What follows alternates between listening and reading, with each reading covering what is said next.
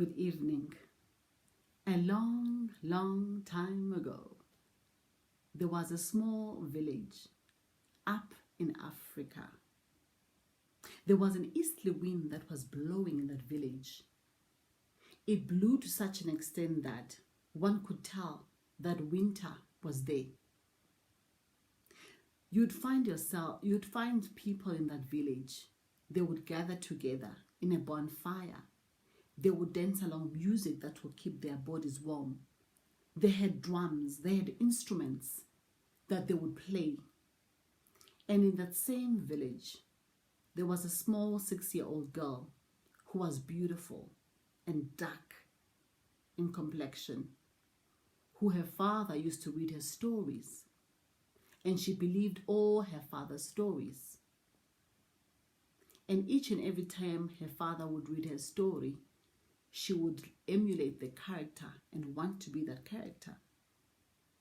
When she was 8 years old, her father read her a story about a princess that lives in the stars. She could not understand if there was a princess that lives in the star. But that story brought hope and dream that one day she will see that princess that lives in the star. So Anika, every evening, she would sit by the windowsill, gazing through the star, looking at the shining star towards her, asking her questions that no one could answer. How do I get to the stars? How do I get to see this princess? The following morning, she woke up and went right through to play with her friends.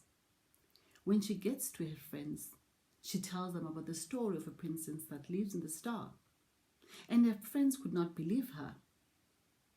One time, a friend said, "How did you know that there were princes living in the star?" She said, "My father told me from the books." And remember, in that village, her father was the only dad that had the books.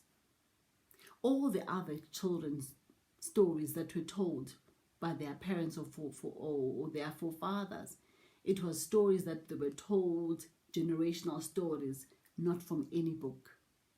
So Anika never knew that she was the only one that her father was reading books to. So nobody could believe her. And they discouraged her to say that, "Don't ever believe that. There is no such a thing. How are you going to get to the stars? The stars are very high up in the sky." So everybody discouraged her.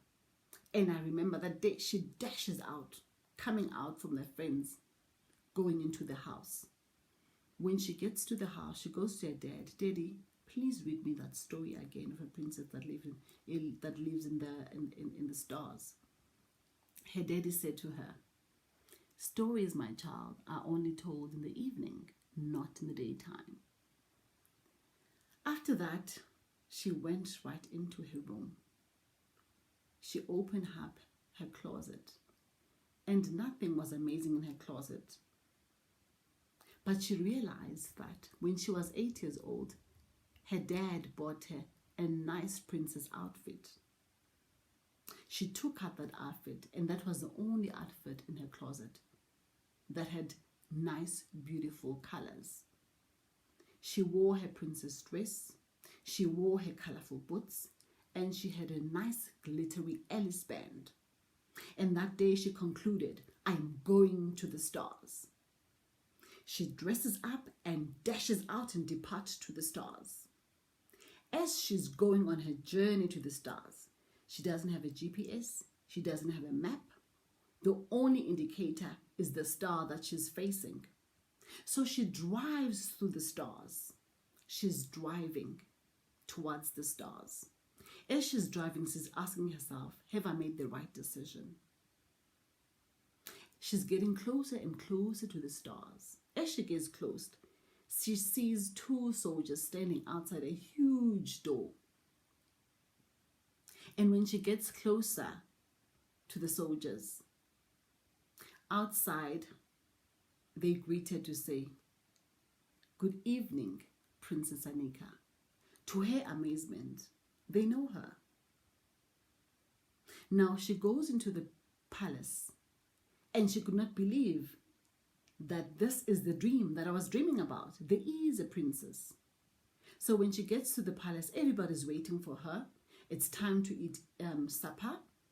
She gets into the palace. There was all sorts of food, all sorts of things. It was the best life that she could dream of. But she realized one thing, that as she was coming, she did not have enough petrol or enough gas. She only had a one-way trip. Now, how will she get back? She asked herself. The days go by. She was enjoying herself. One day, one person made a wish into the stars. And that star, it fell. It fell right through down the earth, right through down the world. And that's how Anika got back to the world. And that's how Anika got back on earth. And that was a story. Thank you.